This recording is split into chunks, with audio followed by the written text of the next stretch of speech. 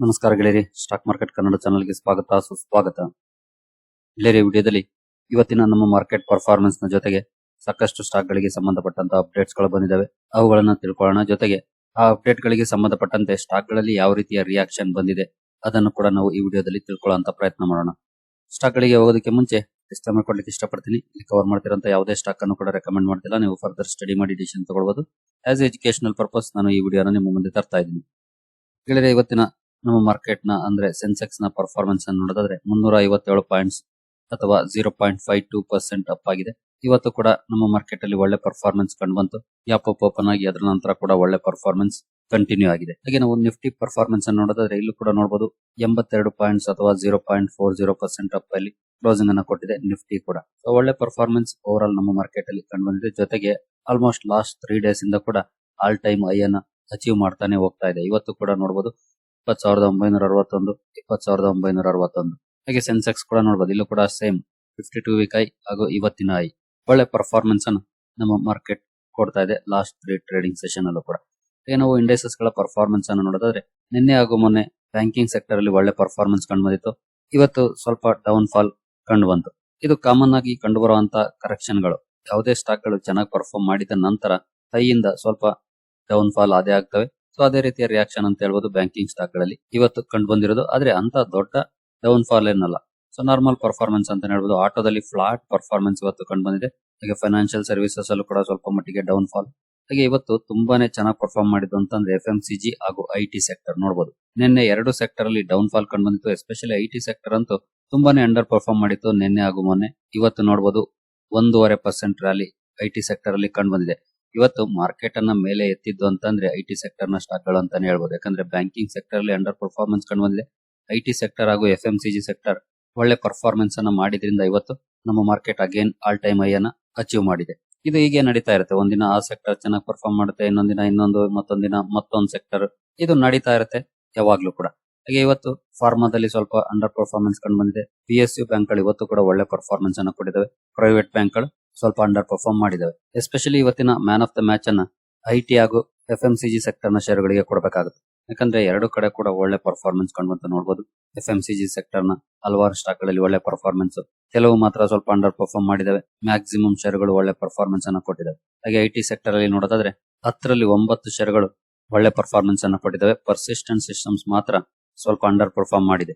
LTTS ಅಲ್ಲಿ ನೋಡಬಹುದು 4% ಗಿಂತ ಜಾಸ್ತಿ ರ್ಯಾಲಿ ಕಂಡು ಬಂದಿದೆ. ವಿಪ್ರೋದಲ್ಲಿ ಆಲ್ಮೋಸ್ಟ್ 4%, LTI ಮೈಂಟ್ರಿ ನಲ್ಲಿ 3%, TCS ಅಲ್ಲಿ 2%, ಎಂಫಸಿಸ್ ಅಲ್ಲಿ 1.5%, ಕೋಫೋರ್ಜ್ ಅಲ್ಲೂ ಕೂಡ 1.5%, ಇನ್ಫೋಸಿಸ್ ಅಲ್ಲೂ 1.5%, HCL ಟೆಕ್ ಅಲ್ಲಿ ಹತ್ರ 1%, ಟೆಕ್ ಮಹೀಂದ್ರಾದಲ್ಲೂ ಕೂಡ ನಿಯರ್ಲಿ 0.5% ರ್ಯಾಲಿ ಕಂಡು ಬಂದಿದೆ. ಬೇರೆ ಇಂಡಿವಿಜುವಲ್ ಸ್ಟಾಕ್ ಗಳ ಬಗ್ಗೆ ನಾವು ಬರೋದಾದ್ರೆ ಮೊದಲಿಗೆ ಏಂಜಲ್ ಒನ್ ಇವತ್ತು ನೋಡಬಹುದು 195 ರೂಪೀಸ್ ಅಥವಾ 6.67% ಅಪ್ ಆಗಿದೆ ಸ್ಟಾಕ್.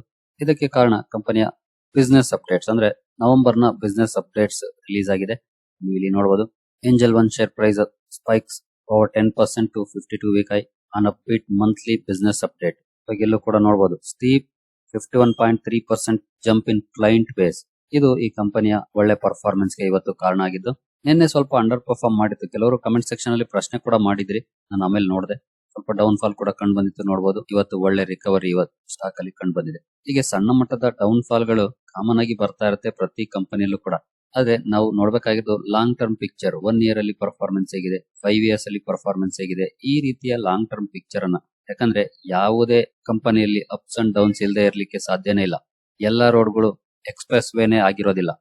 ಹಾಗೆ ಎಲ್ಲಾ ಸ್ಟಾಕ್ ಗಳು ಅಷ್ಟೇ ಮೇಲೆ ಕೆಳಗೆ ಮಾಡ್ಕೊಂಡೇ ಮೇಲೆ ಹೋಗೋದು. ಒಳ್ಳೆ ಕಂಪನಿಗಳು ಒಳ್ಳೆ ಪರ್ಫಾರ್ಮೆನ್ಸ್ ಅನ್ನ ಕೊಡ್ತವೆ. ನಾವು ತಾಳ್ಮೆಯಿಂದ ಕಾಯಬೇಕಾಗುತ್ತೆ ಅಷ್ಟೇ. ಓವರ್ ನೀವು ಇಲ್ಲಿ ನೋಡಬಹುದು 2021 ಅಲ್ಲಿ ಲಿಸ್ಟ್ ಆಗಿರುವಂತಹ ಕಂಪನಿ ಇಲ್ಲಿವರೆಗೂ 156% ರಿಟರ್ನ್ಸ್ ಅನ್ನ ಕೊಟ್ಟಿದೆ. ಈ ಕಂಪನಿಯಲ್ಲಿ ಇನ್ವೆಸ್ಟ್ ಮಾಡಿದವ್ರಿಗೆ ಒಳ್ಳೆ ರಿಟರ್ನ್ಸ್ ಅಂತಾನೆ ಹೇಳ್ಬೋದು 2 ವರ್ಷದಲ್ಲಿ. ಈಗ ನೆಕ್ಸ್ಟ್ ಹಿಂದೂಸ್ತಾನ್ ಏರೋನಾಟಿಕ್ಸ್. ನಿನ್ನೆ ಮಾರ್ನಿಂಗ್ ವಿಡಿಯೋದಲ್ಲಿ ಇದ್ರ ಬಗ್ಗೆ ಕವರ್ ಮಾಡಿದೆ. 6th ಇಂದ ಡೆಲ್ಲಿಯಲ್ಲಿ ಏವಿಯಾನಿಕ್ಸ್ ಎಕ್ಸ್ಪೋ ಶುರುವಾಗ್ತಾ ಇದೆ. ಮೇ ಬಿ ಕಂಪನಿ ಬಗ್ಗೆ ಒಂದಲ್ಲ ಒಂದು ಅಪ್ಡೇಟ್ ಗಳು ಬರಬಹುದು. ಹಾಗಾಗಿ ಇದ್ರ ಮೇಲೆ ಕಣ್ಣಿಟ್ಟಿರಿ ಅಂತ ಹೇಳಿದ್ದೆ. ಬಟ್ ಇವತ್ತಿನ ಮಾರ್ನಿಂಗ್ ವಿಡಿಯೋದಲ್ಲಿ ನಾನು ಆಕ್ಚುಲಿ ಮಿಸ್ ಮಾಡಿದೆ. ಬಟ್ ನಿನ್ನೆ ವಿಡಿಯೋದಲ್ಲಿ ಈಗಾಗಲೇ ಕವರ್ ಮಾಡಿದ್ದೆ ಈ ಎಕ್ಸ್ಪೋ ಬಗ್ಗೆ. ಸೊ ಇವತ್ತು ನೋಡಬಹುದು 6.78% ರ್ಯಾಲಿ ಸ್ಟಾಕ್ ಅಲ್ಲಿ ಕಂಡು ಬಂದಿದೆ. ನೀವು ಇಲ್ಲಿ ನೋಡಬಹುದು HAL surges 7% ahead of 2-day avionics expo 2023. ಇಲ್ಲೂ ಕೂಡ ನೋಡಬಹುದು ಸೇಮ್ ನ್ಯೂಸ್. ಸೊ ನೋಡೋಣ ಯಾವ್ದಾದ್ರು ಬಿಗ್ ಅಪ್ಡೇಟ್ ಈ ಕಂಪನಿ ಬಗ್ಗೆ ಬರುತ್ತಾ ಅಂತ. ಸೊ ನಿಮ್ಮ ಗಮನ ಕೂಡ ಈ ನ್ಯೂಸ್ ಮೇಲೆ ಇರಲಿ. ಈಗ ನೆಕ್ಸ್ಟ್ ಗೆಳೆಯರೆ, ಇವತ್ತು ಒಂದು ಸೆಕ್ಟರ್ ನ ಶೇರುಗಳು ಮಿಂಚಿದ್ವು. ಅದು ಯಾವ್ದು ಅಂದ್ರೆ ಫರ್ಟಿಲೈಸರ್ ಸೆಕ್ಟರ್. ಫರ್ಟಿಲೈಸರ್ ಸೆಕ್ಟರ್ ಗೆ ಸಂಬಂಧಪಟ್ಟಂತೆ ಸರ್ಕಾರದಿಂದ ಒಂದು ಅಪ್ಡೇಟ್ ಬಂತು. ನಿಮ್ಗೆಲ್ರಿಗೂ ಈಗಾಗಲೇ ಗೊತ್ತಿದೆ, ಮೊನ್ನೆಯಿಂದ ಚಳಿಗಾಲದ ಅಧಿವೇಶನ ಶುರುವಾಗಿದೆ.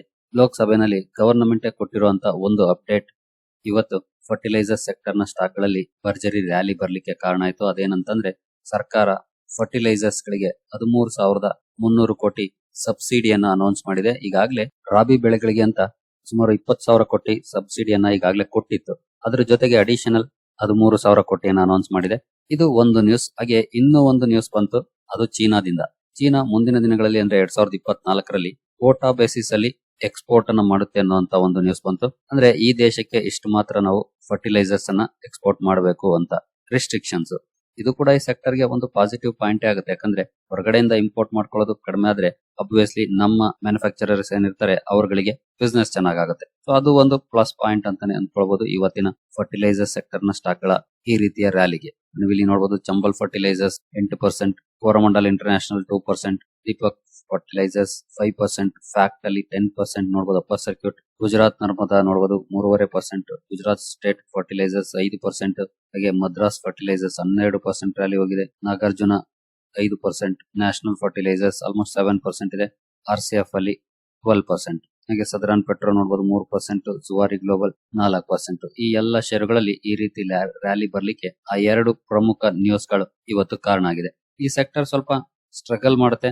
ಯಾಕೆ ಅಂತ ನಿಮ್ಗೆ ಗೊತ್ತಿದೆ ಅನ್ಕೊಳ್ತೀನಿ. ಯಾಕಂದ್ರೆ ಇಲ್ಲಿ ಸರ್ಕಾರದ ಹಿಡಿತ ಇರುತ್ತೆ. ಸರ್ಕಾರದ ರೂಲ್ಸ್ ಅಂಡ್ ರೆಗ್ಯುಲೇಷನ್ಸ್ ಅನ್ನ ಕಂಪನಿಗಳು ಫಾಲೋ ಮಾಡಬೇಕಾಗುತ್ತೆ. ಜೊತೆಗೆ ಆಲ್ಮೋಸ್ಟ್ ಇರುವಂತದ್ದು ಸರ್ಕಾರಿ ಕಂಪನಿಗಳಿಗೆ, ಪ್ರೈವೇಟ್ ಪ್ಲೇಯರ್ಸ್ ಕಡಿಮೆ, ಬಟ್ ಇದರ ಇಲ್ಲ ಅಂತ ಅಲ್ಲ, ಬಟ್ ಆಲ್ಮೋಸ್ಟ್ ಎಲ್ಲಾನು ಕೂಡ ಸರ್ಕಾರಿ ಕಂಪನಿಗಳೇ ಆಗಿದ್ದಾವೆ. ಆ ಇಂಪಾರ್ಟೆಂಟ್ ಪಾಯಿಂಟ್ ಅನ್ನು ಕೂಡ ನಾವು ಅರ್ಥ ಮಾಡ್ಕೊಂಡು ಮುಂದುವರಿಬೇಕಾಗುತ್ತೆ ಇನ್ ಕೇಸ್ ಈ ರೀತಿಯ ಸೆಕ್ಟರ್ ನಲ್ಲಿ ಇನ್ವೆಸ್ಟ್ ಮಾಡಿದಾಗ. ಸೊ ನೆಕ್ಸ್ಟ್ ಸ್ಟಾಕ್ ಗಳಿಗೆ ಬರೋದಾದ್ರೆ ಅದು ಅದಾನಿ ಸ್ಟಾಕ್ಸ್. ಇವತ್ತು ಕೂಡ ಅದಾನಿ ಗ್ರೂಪ್ ನ ಸಾಕಷ್ಟು ಷೇರುಗಳಲ್ಲಿ ಭರ್ಜರಿ ಪರ್ಫಾರ್ಮೆನ್ಸ್ ಕಂಡುಬಂತು. ಕೆಲವು ಷೇರುಗಳಲ್ಲಿ ಸ್ವಲ್ಪ ಡೌನ್ ಪರ್ಫಾರ್ಮೆನ್ಸ್ ಕಂಡುಬಂದಿದೆ. ಆದ್ರೆ ಹಲವಾರು ಕಂಪನಿಗಳಲ್ಲಿ ಇವತ್ತು ಕೂಡ ಸರ್ಕ್ಯೂಟ್ಸ್ ಅಲ್ಲಿ ಕ್ಲೋಸಿಂಗ್ ಅನ್ನು ಕೊಟ್ಟಿದ್ದಾವೆ. ACC 2.5% ಡೌನ್ ಆಗಿದೆ. ಅದಾನಿ ಎನರ್ಜಿ ಸೊಲ್ಯೂಷನ್ಸ್ 7% ಅಪ್ ಆಗಿದೆ. ಎಂಟರ್ಪ್ರೈಸಸ್ 2% ಡೌನ್ ಆಗಿದೆ. ಅದಾನಿ ಗ್ರೀನ್ ಅಲ್ಲಿ ಆಲ್ಮೋಸ್ಟ್ 17% ಅಪ್ ಆಗಿದೆ. ಅದಾನಿ ಪೋರ್ಟ್ಸ್ ಕೂಡ ಒಳ್ಳೆ ಪರ್ಫಾರ್ಮೆನ್ಸ್ ಅನ್ನು ಕೊಟ್ಟಿದೆ. Adani power 5% upper circuit. Adani total gas ಕೂಡ 20% ಅಪ್ಪರ್ ಸರ್ಕ್ಯೂಟ್ ಅಲ್ಲಿ ಕ್ಲೋಸಿಂಗ್ ಅನ್ನು ಕೊಟ್ಟಿದೆ. ಅದಾನಿ ವಿಲ್ಮಾರ್ ಕೂಡ ಚೆನ್ನಾಗಿ ಪರ್ಫಾರ್ಮ್ ಮಾಡಿದೆ. ಅಂಬುಜಾ ಸಿಮೆಂಟ್ ಸ್ವಲ್ಪ ಅಂಡರ್ ಪರ್ಫಾರ್ಮ್ ಮಾಡಿದೆ. NDTV 8% ಪಾಸಿಟಿವ್ ಪರ್ಫಾರ್ಮೆನ್ಸ್ ಇದೆ. ಈಗಾಗಲೇ ನಿನ್ನೆಯ ವಿಡಿಯೋದಲ್ಲಿ ಈ ಸ್ಟಾಕ್ ಗಳಲ್ಲಿ ಇನ್ವೆಸ್ಟ್ ಮಾಡಬೇಕಾ ಬೇಡವಾ ಅನ್ನೋದ್ರ ಬಗ್ಗೆ ನನ್ನ ವೈಯಕ್ತಿಕ ಅಭಿಪ್ರಾಯನ ನಿಮ್ ಜೊತೆ ಹಂಚ್ಕೊಂಡಿದ್ದೀನಿ. ತುಂಬಾ ಜನ ಅದಕ್ಕೆ ಕಮೆಂಟ್ ಕೂಡ ಮಾಡಿದಿರಿ. ಕೆಲವರು ಇನ್ವೆಸ್ಟ್ ಮಾಡಿದಿರಿ, ಕೆಲವರು ನಾನು ಈ ಸ್ಟಾಕ್ ಗಳಲ್ಲಿ ಇನ್ವೆಸ್ಟ್ ಮಾಡಲ್ಲ ಅಂತ ಹೇಳಿದಿರಿ. ಅದನ್ನೆಲ್ಲ ನೋಡಿ ನನಗೆ ಖುಷಿ ಆಯ್ತು. ಯಾಕಂದ್ರೆ ನಿಮ್ಗೆ ಕ್ಲಾರಿಟಿ ಇದೆ ನಾವು ಇನ್ವೆಸ್ಟ್ ಮಾಡಬೇಕಾ ಬೇಡವಾ ಅಂತ. ಅದು ತುಂಬಾನೇ ಇಂಪಾರ್ಟೆಂಟ್ ಮಾರ್ಕೆಟ್ ಅಲ್ಲಿ. ನೀವು ಇನ್ವೆಸ್ಟ್ ಮಾಡ್ಬೇಕು ಅಂತಂದ್ರೆ ಕ್ಲಿಯರ್ ಮೈಂಡ್ ಸೆಟ್ ಅಲ್ಲಿ ಇನ್ವೆಸ್ಟ್ ಮಾಡಬಹುದು. ಬೇಡ ಅಂತಂದ್ರೆ ಅದೇ ಕ್ಲಿಯರ್ ಮೈಂಡ್ ಸೆಟ್ ಅಲ್ಲಿ ಬೇಡ ಅಂತ ಡಿಸಿಷನ್ ತಗೊಳ್ಬೇಕು. ಹಾಗಾಗಿ ನನಗೆ ಖುಷಿ ಇದೆ ನಿಮ್ಮ ಅಭಿಪ್ರಾಯಕ್ಕೆ. ಯಾಕೆಂದ್ರೆ ಕ್ಲಿಯರ್ ಮೈಂಡ್ ಸೆಟ್ ಇದ್ರೆ 100 ಅವಕಾಶಗಳು ನಿಮ್ ಕಣ್ಣಿಗೆ ಕಾಣುತ್ತೆ. ಕನ್ಫ್ಯೂಸ್ಡ್ ಮೈಂಡ್ ಸೆಟ್ ಇದ್ರೆ 100 ಅವಕಾಶಗಳು ನಮ್ ಕಣ್ಮುಂದೆ ಇದ್ರೂ ಕೂಡ ಒಂದು ಕಾಣೋದಿಲ್ಲ. ಹಾಗಾಗಿ ಕ್ಲಾರಿಟಿ ತುಂಬಾನೇ ಇಂಪಾರ್ಟೆಂಟ್. ಅದ್ರ ಬಗ್ಗೆ ನಿಮ್ಗೆಲ್ಲರಿಗೂ ಕೂಡ ಕ್ಲಾರಿಟಿ ಇದೆ. ಹಾಗಾಗಿ ನನಗೆ ಖಂಡಿತ ಆ ವಿಷಯದಲ್ಲಿ ಖುಷಿ ಇದೆ. ಹಾಗೆ ನಾನು ಯಾವಾಗ್ಲೂ ಹೇಳ್ತಾ ಇರ್ತೀನಿ, ಅದು ಅದಾನಿ ಗ್ರೂಪ್ ಅಲ್ಲಾಗ್ಲಿ ಅಥವಾ ಬೇರೆ ಯಾವುದೇ ಸ್ಟಾಕ್ ಗಳಾಗ್ಲಿ ರ್ಯಾಲಿ ಬರೋವಾಗ ಎಲ್ರಿಗೂ ಕೂಡ ಇಷ್ಟ ಆಗುತ್ತೆ.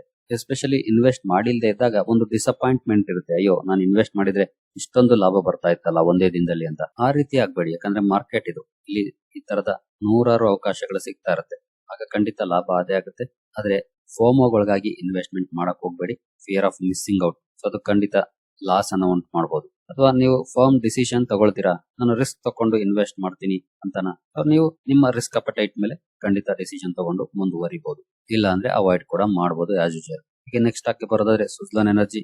ತುಂಬಾ ಸಲ ಸರ್ಕ್ಯೂಟ್ಸ್ ಅಲ್ಲೇ ಡೀಲ್ ಮಾಡ್ತಾ ಇರುತ್ತೆ ಸ್ಟಾಕ್. ಇವತ್ತು ಟ್ರೇಡಿಂಗ್ ಆಗಿದೆ, ಅದೇ ಒಂದು ಖುಷಿಯ ವಿಚಾರ. 1.39% ಡೌನ್ ಅಲ್ಲಿ ಕ್ಲೋಸಿಂಗ್ ಅನ್ನು ಕೊಟ್ಟಿದೆ. ಓಕೆ, ನಾರ್ಮಲ್ ಪರ್ಫಾರ್ಮೆನ್ಸ್ ಅಂತಾನೆ ಹೇಳ್ಬೋದು. ಹಾಗೆ ನೆಕ್ಸ್ಟ್ ಸ್ಟಾಕ್ ಬರೋದಾದ್ರೆ ಮರ್ಕ್ಯೂರಿ ಯುವಿಟೆಕ್. ಇದು ಅಷ್ಟೇ ಸರ್ಕ್ಯೂಟ್ಸ್ ಅಲ್ಲೇ ಡೀಲ್ ಮಾಡ್ತಾ ಇದೆ. ತುಂಬಾ ಜನ ಕಮೆಂಟ್ ಕೂಡ ಮಾಡ್ತಾ ಇದ್ರಿ ಕಂಪನಿ ಸಿಗ್ತಾ ಇಲ್ಲ ತಗೊಳಕ್ಕೆ ಅಂತ. ಖಂಡಿತ ಸಿಗೋದಿಲ್ಲ. ಸರ್ಕ್ಯೂಟ್ಸ್ ಅಲ್ಲಿ ಹೋಗ ಸಿಗೋದಿಲ್ಲ. ಟ್ರೈ ಮಾಡಕ್ಕೆ ಹೋಗ್ಬೇಡಿ. ಹಾಗೆ ಇದು ರೈಟ್ ಟೈಮ್ ಕೂಡ ಅಲ್ಲ ಈ ಸ್ಟಾಕ್ ಅನ್ನ ಬೈ ಮಾಡ್ಲಿಕ್ಕೆ. ಈಗಾಗಲೇ ಸಾಕಷ್ಟು ರ್ಯಾಲಿ ಹೋಗಿದೆ. ಒಂದೇ ತಿಂಗಳಲ್ಲಿ ನೋಡಬಹುದು 120%. ಇಷ್ಟು ದೊಡ್ಡ ಮಟ್ಟದ ರ್ಯಾಲಿ ಹೋದ್ಮೇಲೆ ಮೇಲಿಂದ 10-15%, 20% ಡೌನ್ ಆಗುತ್ತೆ. ಅದು ರೈಟ್ ಟೈಮ್. ಈಗ ಜಸ್ಟ್ ವೈಟ್ ಅಂಡ್ ವಾಚ್ ಪಾಲಿಸಿನ ಬಳಸಬೇಕು ಅಷ್ಟೇ. ಇನ್ ಕೇಸ್ ನೀವು ಈಗ ಬೈ ಮಾಡ್ಲಿಕ್ಕೆ ಟ್ರೈ ಮಾಡಿದ್ರೆ ಈಗ ಸಿಗೋದಿಲ್ಲ ಸ್ಟಾಕ್.